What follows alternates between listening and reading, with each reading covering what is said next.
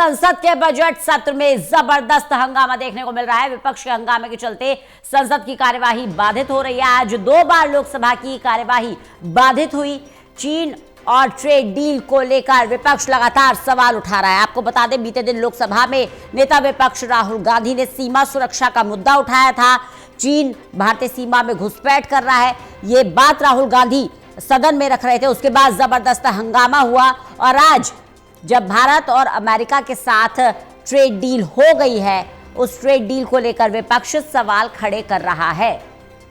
2 बड़े मुद्दे जिस पर संसद में हंगामा हो रहा है। सदन की कार्यवाही बार बार स्थगित करनी पड़ रही है।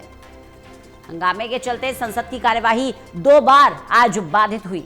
आपको बता दें कि राष्ट्रपति के धन्यवाद प्रस्ताव पर आज चर्चा होनी है। कल भी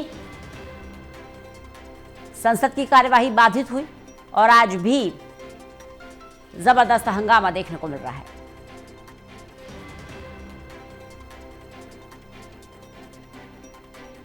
तो बड़ी जानकारी दे दें आपको।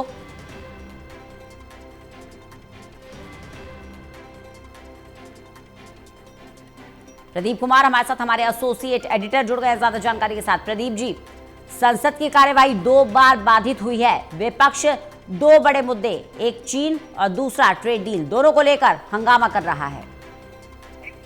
देखिए, बिल्कुल सदन में गतिरोध बना हुआ है और दोनों सदनों की कार्यवाही जो है बाधित हुई है और राज्यसभा में भी जोरदार हंगामा देखने को मिला है। भारत अमेरिका ट्रेड डील को लेकर और कृषि हितों के संरक्षण नहीं हुआ है ट्रेड डील में, ये आरोप लगाते हुए विपक्ष ने वॉकआउट किया है। इधर टीएमसी सांसद जो ममता बनर्जी दिल्ली में है और वो प्रदर्शन कर रही है एसआईआर को लेकर, उसके खिलाफ अलग से प्रोटेस्ट किया है, वॉकआउट किया है। दूसरी तरफ अगर देखें तो जो भारत अमेरिका ट्रेड डील, उस पर अमेरिकी कृषि मंत्री का जो बयान आया है, उनके हितों के संरक्षण को लेकर अमेरिका में ट्रंप को बधाई दी उन्होंने। इसको आधार बनाते हुए विपक्ष आक्रामक है, सवाल पूछ रहा है कि भारत को क्या मिला है, कृषि हितों को ट्रैक पर रख दिया गया, कृषि जैसे कानून यहाँ पर बिल लाया गया था वो वापस लिया गया था। ठीक इसी तर्ज पर इस डील को लेकर स्थिति साफ करे सरकार और सदन में बयान की मांग की जा रही है। इसको लेकर वॉकआउट करने के बाद कांग्रेस नेता रणदीप सुरजेवाला, इसके अलावा यूबीटी शिवसेना सांसद संजय राउत, जयराम रमेश सांसद, अन्य सांसद एकजुट नजर आए हैं। आम आदमी पार्टी सांसद संजय सिंह ने आरोप लगाए हैं संसद परिसर में और इसको लेकर ये मांग की है कि तुरंत इस पर एक बड़ी चर्चा सदन के अंदर होनी चाहिए, सरकार को स्थिति साफ करनी चाहिए। तो एक गतिरोध देखने को मिल रहा है। बिल्कुल। प्रदीप जी, थोड़ा सा विस्तार से बताइए। देखिए, चीन के मुद्दे पर जो बीते दिन राहुल गांधी अपनी बात रख रहे थे, उसका आधार पूर्व सेना प्रमुख जनरल नरवणे की अप्रकाशित किताब को बता रहे थे। अब आज जो ट्रेड डील को लेकर हंगामा हो रहा है, इसका आधार क्या है? देखिए, बीते कल ही प्रधानमंत्री मोदी और अमेरिकी राष्ट्रपति ट्रंप के बीच फोन पर बातचीत हुई। इसके बाद ट्रंप ने सोशल प्लेटफॉर्म पर जो ट्वीट किया उसमें डील का ऐलान कर दिया उन्होंने। जो भारत पर जो टैरिफ लगाया गया था उसको घटाने का ऐलान किया गया, 18% कर दिया गया। इसके अलावा वेनेजुएला से तेल खरीदेगा भारत, ये ऐलान ट्रंप ने किया। साथ ही ये भी कहा कि भारत अब रूस के साथ तेल की खरीद नहीं करेगा। तो इसको बड़ा ऐलान माना गया चूंकि ट्रेड डील का ऐलान ट्रंप की ओर से किया गया। और उसके बाद प्रधानमंत्री मोदी का भी ट्वीट सामने आया जिसमें जो टैरिफ घटाया गया उसका ब्यौरा दिया गया और ये जानकारी सामने आई। उसके बाद केंद्रीय मंत्रियों ने एक के बाद एक ट्वीट करते हुए अपनी बात रखी, इस ट्रेड डील को महत्वपूर्ण बताया। आज एनडीए संसदीय दल की बैठक में भी ट्रेड डील को महत्वपूर्ण बताया गया। लेकिन विपक्ष के सवाल ये है कि जो खासतौर से एक तरफा ऐलान कर रहे हैं राष्ट्रपति ट्रंप, वो अपने हितों को साध रहे हैं। भारत के हित इसमें कितने प्रभावित हुए हैं उनका ब्यौरा संसद में मिलना चाहिए और इसी को लेकर उन्होंने ये आवाज उठाई है। हालांकि सरकार का ये कहना है कि जो ट्रेड डील हुई है भारत के हितों का पूरा ध्यान रखा गया है और इसमें ब्यौरा भी दिया जाएगा क्योंकि संसद का सत्र चल रहा है। अमूमन जब भी कोई महत्वपूर्ण उपलब्धि होती है तो उसका जानकारी साझा की जाती है, बयान आता है। वाणिज्य मंत्री पीयूष गोयल ने इस पर बीते दिन ही ट्वीट किया था, इसको महत्वपूर्ण बताया था इस ट्रेड डील को। लेकिन कृषि हित प्रभावित हुए हैं, ये आरोप विपक्ष लगा रहा है और इसीलिए जो अमेरिकी कृषि मंत्री का ट्वीट सामने आया है, जिसमें राष्ट्रपति ट्रंप की वो तारीफ कर रही हैं, अमेरिकी कृषि को फायदा मिलेगा, उसके बाजार खुल जाएगा भारत का, ये उन्होंने ट्वीट किया है, जिसके बाद यहाँ विवाद देखने को मिल रहा है। लिहाजा इस पर संसद की कार्रवाई पर देखने को मिला है और राज्यसभा में जोरदार हंगामा हुआ, प्रदर्शन हुआ और उसके बाद वॉकआउट करते हुए विपक्ष ने इस पर एक बड़ी विस्तार से चर्चा की मांग की है। इधर राहुल गांधी के मामले को लेकर जो कल प्रदर्शन देखने को मिला था वो चल ही रहा था राष्ट्रपति अभिभाषण पर, लेकिन आज जो मुद्दा गरमा गया है वो भारत अमेरिका ट्रेड डील को लेकर है, जिसको लेकर विस्तार से जानकारी का दबाव बनाते हुए विपक्ष लगातार इस मुद्दे को दोनों सदनों में उठा रहा है और सरकार से जवाब की मांग कर रहा है। बिल्कुल प्रदीप जी, अगर हम जियोपॉलिटिक्स को देखें तो कहीं ना कहीं भारत के हित सबसे ज्यादा तभी प्रभावित होंगे जब उसका इंपोर्ट एक्सपोर्ट प्रभावित होगा। अब अमेरिका ने जब टैरिफ लगाया था, रूस से तेल खरीद जब भारत लगातार बढ़ा रहा था और जब अमेरिका ने टैरिफ लगाया था तब अर्थव्यवस्था को एक वो झटके के रूप में देखा जा रहा था। तब भी विपक्ष सवाल खड़े कर रहा था कि अमेरिका का ये टैरिफ जो है ये मोदी सरकार की नाकामी है। अब जब वो टैरिफ हटा लिया गया है तब भी विपक्ष सवाल खड़े कर रहा है। देखिए रंजना, सवाल ये है कि टैरिफ हटाया तो गया, लेकिन 18% टैरिफ अभी भी बना हुआ है और दूसरा अमेरिका ने अपने हितों को साधा है, ये विपक्ष आरोप लगा रहा है। दूसरा जो कृषि के डेयरी प्रोडक्ट और जिनको लेकर भारत की आपत्ति थी, ये डील रुकी हुई थी, उन हितों को साधा है भारत ने, लगातार दबाव बनाए रखा और अमेरिकी राष्ट्रपति ट्रंप जो दबाव बढ़ाना चाहते थे उस दबाव में भारत नहीं आया। कूटनीतिक विशेषज्ञ ये भी कहते हैं भारत ने अपनी शर्तों पर यह समझौता किया है, लेकिन जब बाजार खोलने की बात आती है तो एक पक्ष टेक एंड गिव वाली जो पॉलिसी होती है, यानी आप मुझे क्या दे रही हैं, उसी के हिसाब से यहाँ पर ये समझौते हुए हैं और इसलिए कहा जा रहा है कि यहाँ भारत भी फायदे में रहेगा तो वहीं अमेरिका को भी अपने घरेलू बाजार में जो चुनौतियां उसको मिल रही थी टैरिफ के वार के बावजूद, उसको वहां पर जो मनमाफिक नतीजे नहीं मिल रहे थे, ट्रंप को ये झुकना पड़ा है, ये कहा गया और इसलिए भारत के साथ ये समझौता हुआ है। लेकिन जो कृषि क्षेत्र और डेयरी प्रोडक्ट इनको लेकर जो सवाल थे भारत के, क्या उनको एड्रेस किया गया है? विपक्ष की आपत्ति इस बात को लेकर है और इसीलिए उन्होंने इस पर एक विस्तार से चर्चा की मांग की है। ट्रेड डील पर स्थिति साफ करे सरकार, ये मांग वो कर रहे हैं। आपत्ति ये भी है कि ट्रंप एक तरफा ऐलान करते हैं। आखिर जब ऑपरेशन सिंदूर सीज फायर हुआ तब ट्रंप ने ऐलान किया, इसके बाद उन्होंने रूस के साथ तेल खरीदने योगी ये ऐलान किया। वो मनमाने अपने बयान देते हैं, लेकिन भारत ने संयम के साथ अपनी रणनीतिक कूटनीतिक संबंधों की परिभाषा तय की हुई है और उसमें वो कोई सार्वजनिक बयान न करते हुए पर्दे के पीछे से कूटनीतिक दबाव बनाते हैं जो अमेरिका पर यहाँ पर दिखा है। तो राष्ट्रपति ट्रंप की अपनी पॉलिसी है, लेकिन भारत की जो अपनी सफल कूटनीति है उसका एक दबाव देखने को मिला है, ये कहा जा रहा है और यही वजह है कि अमेरिकी राष्ट्रपति ट्रंप ने ये टैरिफ घटाया है। देर से देर ये पूरी तरीके से खत्म होगा, लेकिन कहीं न कहीं जब वो कहते हैं कि रूस के साथ जो तेल खरीद नहीं करेगा भारत, तो एक बड़ा एक सवाल वो खड़ा कर रही है और इसीलिए विपक्ष को मुद्दा मिल गया है। तो घरेलू राजनीति में इसको लेकर एक बड़ी लड़ाई यहाँ पर देखने को मिल रही है। अगर ट्रंप ये नहीं बयान देते हैं, सिर्फ डील पर फोकस रखते तब कोई विवाद नहीं था, लेकिन जब वो ये बयान देते हैं तो ट्रंप अपनी नीति को तो साधते हुए लग रही हैं, लेकिन साथ ही वो भारत की घरेलू राजनीति पर भी एक विवाद अपने बयान से लगातार खड़े कर रही है और यही वजह के ट्रंप पर बहुत ज्यादा उनके ट्वीट जो अपनी मनमाफिक होते हैं उस पर बहुत ज्यादा भरोसा नहीं करना चाहिए। अभी चूंकि सार्वजनिक तौर पर अभी ट्रेड डील को लेकर जो आधिकारिक बयान है वो आना है, क्या किन क्षेत्रों को फायदा हो रहा है, क्योंकि ट्रंप ने अपना ऐलान कर दिया, भारत सरकार की ओर से भी कहा गया कि टैरिफ घटा लिया गया, लेकिन जो समझौता हुआ है सेक्टर्स को लेकर वो क्या है, वो तस्वीर अभी जब तक साफ नहीं होती तब तक ये विवाद बना रहेगा और यही वजह है कि विपक्ष ने ट्रंप के बयान को आधार बनाते हुए अपना राजनीतिक हमला बोल दिया है। बिल्कुल प्रदीप जी, अगर हम दक्षिण एशिया को भी देखें तो वहां भी हलचल देखने को मिल रही है।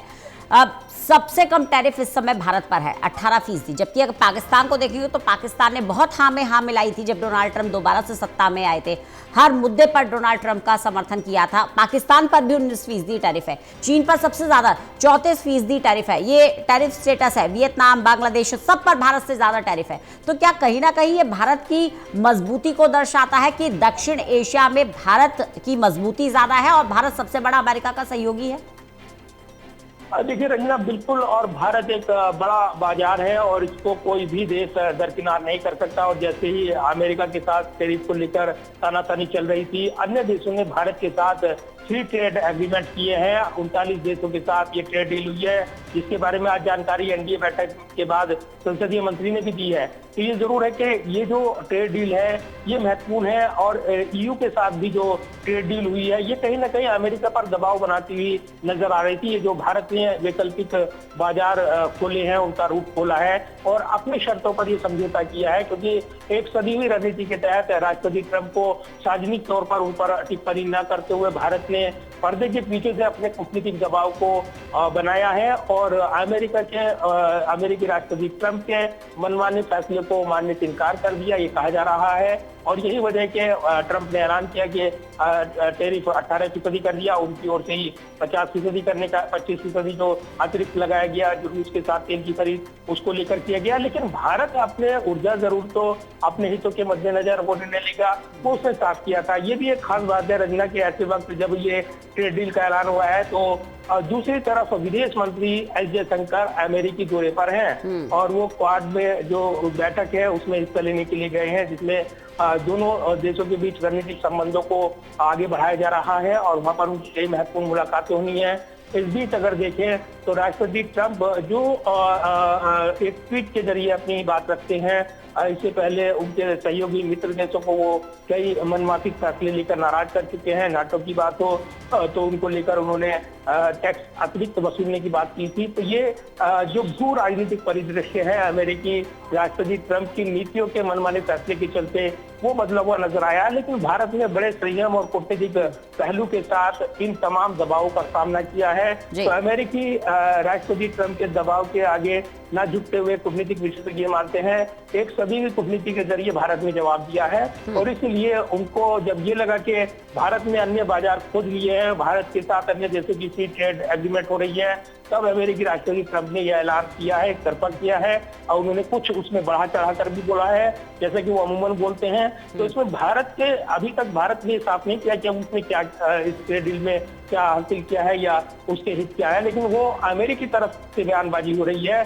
तो उन बयानबाजी को ज्यादा तवज्जो न देते हुए हम अपने भारत के संदर्भ में जब तक सरकार स्थिति साफ नहीं करती तब तक इंतजार करना होगा रंजना, और यही स्थिति साफ करने का दबाव अब विपक्ष बना रहा है। घरेलू राजनीति के अपने अपने मोर्चे होते हैं जो निश्चित तौर पर खुले हुए हैं, लेकिन जिस तरीके से पूरी डील को यहाँ पर बेहद संयम के साथ कूटनीतिक के साथ सामना किया गया है, इसमें कूटनीतिक विशेषज्ञ ये भी मानते हैं कि भारत ने पूरी तरीके से अमेरिकी दबाव को दरकिनार करते हुए ट्रेड डील हासिल की है। जी प्रदीप जी, जैसा कि आप बात कर रहे हैं कि कूटनीति के लिहाज से भी ये काफ़ी महत्वपूर्ण माना जा रहा है। भारत और रूस के संबंध भी बहुत मजबूत है, राष्ट्रपति पुतिन भी भारत का दौरा कर चुके हैं। ऐसे में इस डील का भारत और रूस के संबंधों पर क्या प्रभाव आप देख रहे हैं? क्योंकि अगर वेनेजुला से हम ज़्यादा तेल खरीद रहे हैं और रूस से थोड़ा सा कम आयात कर रहे हैं तो कहीं ना कहीं आर्थिक संबंधों पर ये असर डालेगा, इसको नकारा नहीं जा सकता। देखिए ये राष्ट्रपति ट्रंप का दावा है, लेकिन भारत ने रूस के साथ तेल खरीद पूरी तरीके से बंद कर दी है या नहीं खरीद रहे हैं, इस तरह का कोई स्पष्ट बयान नहीं दिया है। और ये न रूस की ओर से, ये भारत के और रूस के जो परस्पर संबंध है, रणनीतिक संबंध है, वो परस्पर मजबूत रहे हैं और दोनों देश इसको बखूबी जानते हैं कि राष्ट्रपति ट्रंप जैसे कि पुतिन देख चुके हैं कि यूक्रेन वार खत्म करने के बड़े बड़े दावे हों ट्रंप की ओर से या फिर जिस तरीके से उन्होंने अन्य देशों पर टैरिफ लगाया, तो वो उसको ज्यादा तवज्जो देते नजर नहीं आए हैं। इस बीच चीन की ओर से सीधे तौर पर बयानबाजी की गई थी और उसके बाद उनकी मुलाकात भी, लेकिन भारत की ओर से प्रधानमंत्री की ओर से ट्रंप पर सीधे तौर पर कोई टिप्पणी इनको लेकर नहीं की गई और इसीलिए उन्होंने सदी हुई रणनीति के साथ इस दबाव का सामना किया। भारत ने अपनी रणनीति के साथ अलग अलग पहलू होते हैं कूटनीति में और इसलिए भारत अन्य देशों के साथ जहां परस्पर मजबूत रिश्तों को विशेष तवज्जो देता है, वहीं अपनी ऊर्जा जरूरतों को पहलू को समझते हुए उस पर फोकस कर रहा है। और इसीलिए इस बदले भू राजनीतिक परिदृश्य के बावजूद भारत ने अपने नागरिकों, अपने हितों को तवज्जो देते हुए ये लक्ष्य हासिल किए हैं। ये कूटनीतिक विशेषज्ञ के तौर पर यहाँ पर अलग अलग व्यक्ति बयान भी देते हैं। तो राजनीतिक तौर पर घरेलू मोर्चे पर ट्रंप के बयान के बाद एक बहस छिड़ी हुई है, लेकिन उनके बयान पर भरोसा न करते हुए हमें ये देखना चाहिए सरकार के अगले कदम क्या होंगे और वो कैसे इस डील पर सार्वजनिक बयान जारी जारी करते हैं उसका इंतजार करना चाहिए। कूटनीतिक विशेषज्ञ ये भी मानते हैं। तो ट्रंप के सिर्फ बयान, एक तरफा बयान पर न जाते हुए इंतजार करें और इस डील का जो आउटकम निकल कर आता है उस पर निर्णय पर नजरें लगाएं, ये कहा जा रहा है। लेकिन घरेलू राजनीति को एक मुद्दा मिल गया है, क्योंकि ट्रंप के ऐलान के बाद अब वो मुखर हो गई हैं, लिहाजा इस पर एक राजनीतिक लड़ाई छिड़ी हुई नजर आ रही है। चलिए, बहुत बहुत शुक्रिया प्रदीप जी हमारे साथ जुड़ने के लिए, इस जानकारी के लिए। तो अगर जियो पॉलिटिक्स की बात करें तो भारत अपनी मजबूती पेश कर रहा है, लेकिन वहीं अगर आप आंतरिक राजनीति की बात करेंगे तो विपक्ष सवाल उठा रहा है, तथ्य मांग रहा है किन आधारों पर, किन शर्तों पर यूएस और भारत के बीच में ये ट्रेड डील हुई है।